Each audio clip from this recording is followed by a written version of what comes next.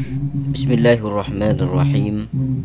Alhamdulillahirrabbilalamin. Wassalatu wassalamu ala ashrafil mursalin Sayyidina Muhammadin wa ala alihi wa sahbihi ajma'in wa ba'd.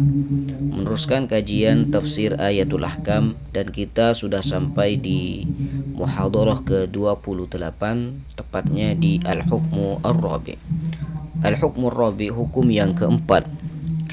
Mal muradu bis sa'id at-tayyib fil ayatil karimah.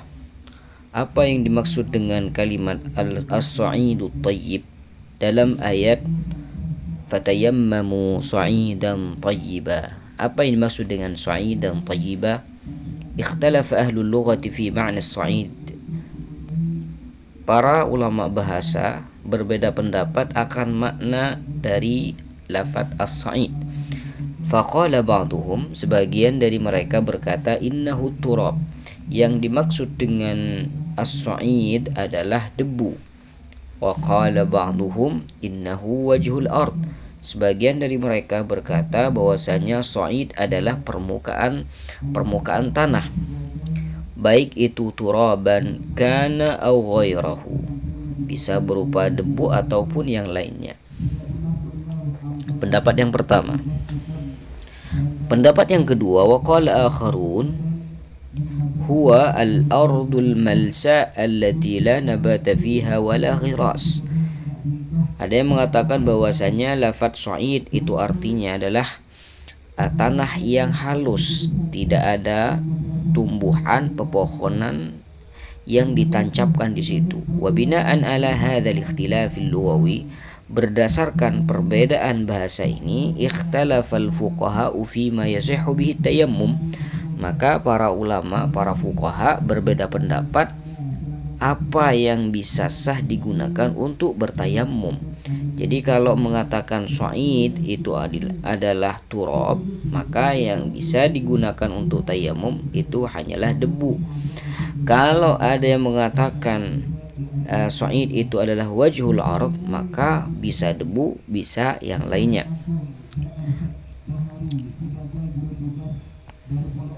Faqala Abu Hanifah, pendapat yang pertama adalah pendapat Abu Hanifah, yajuzu tayammumu bit-turabi wa bil hajari wa bi kulli syai'in minal ard walau lam yakun alaihi turab. Diperbolehkan bertayamum menggunakan debu, menggunakan batu, dan menggunakan apapun dari tanah, walau lam yakun alaihi turabun, walaupun tidak ada debunya. Pendapat yang pertama. Pendapat yang kedua yaitu pendapat Imam Syafi'i. Qala Syafi'i, Al-Imam Syafi'i berkata, bal la budda minat turab, akan tetapi harus menggunakan debu, alladzi yaltasiqu biyadihi, yang bisa nempel di tangan orang yang bertayamum.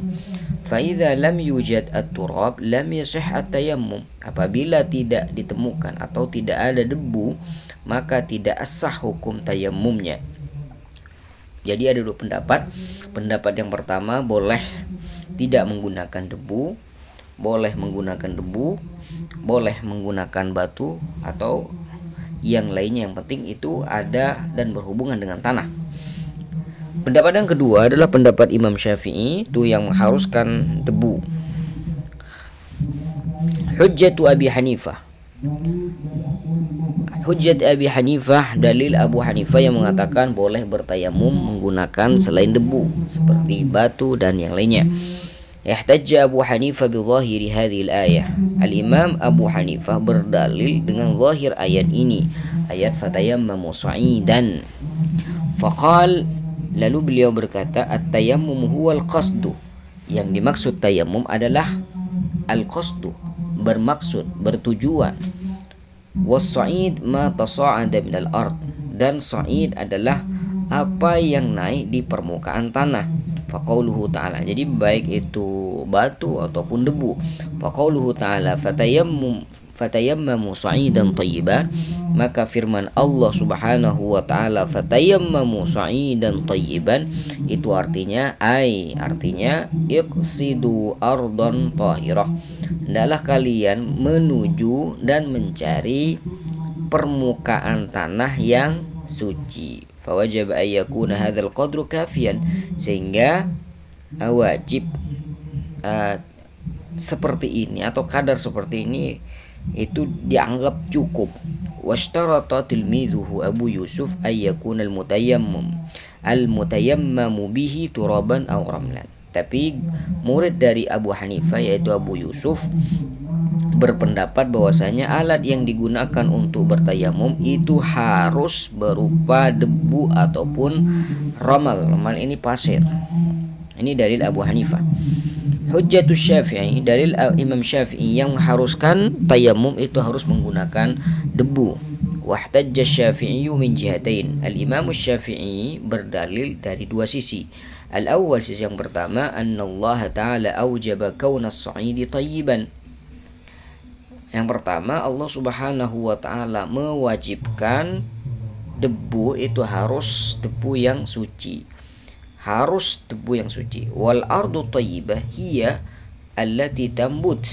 Dan yang dimaksud dengan tanah yang thayyib, tanah yang bagus adalah tanah yang bisa menumbuhkan pepohonan, menumbuhkan tumbuhan. Bidalili qauli ta'ala, berdasarkan firman Allah Subhanahu wa taala, wal baladut thayyibu yakhruju nabatuhu bi'izni rabbih. Yang dimaksud dengan balad thayyib adalah balad yang tumbuh-tumbuhannya itu bisa keluar, ya, bisa tumbuh di situ kalau ditanami sesuatu. Bi'izni rabbih. Fawajaba fil lati la tambut la takunu thayyibah. Berarti dari ini sesuatu yang tidak bisa ditumbuhi pepohonan ataupun rumput misalkan, maka itu bukan thayyib namanya.